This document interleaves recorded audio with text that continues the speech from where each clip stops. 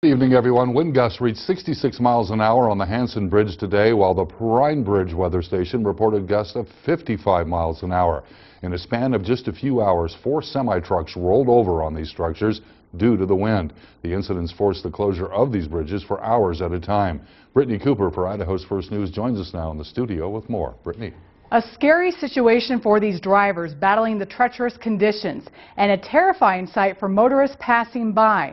I spoke with one witness who helped one of the semi-drivers to safety. Hanson resident Kelly Verwey had just crossed the Hanson Bridge after nearly missing a collision with a semi. He pulled over to collect himself, but then he spotted a semi-truck having difficulty blowing over onto the bridge.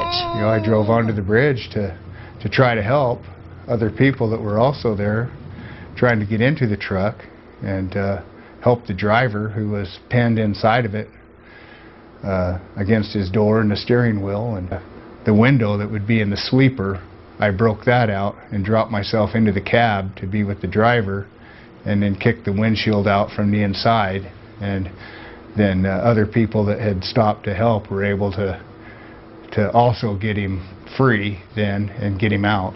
This is the aftermath from the first rollover crash Monday morning near the Hanson Bridge. Just a couple hours later, law enforcement and emergency crews reopened the bridge.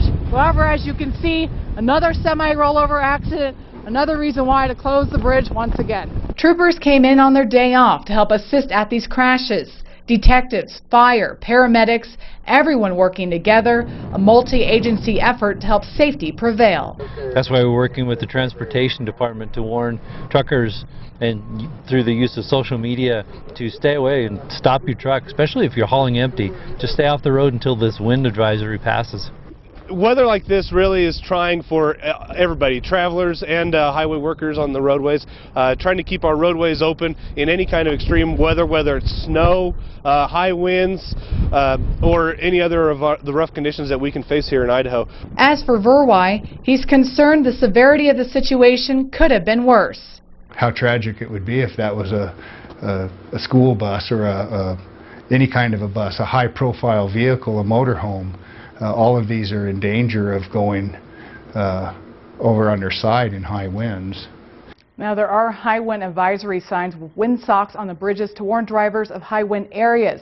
There are no flashing lights at this time. However, such a safeguard could be discussed in the future. In the studio, Brittany Cooper, Idaho's First News.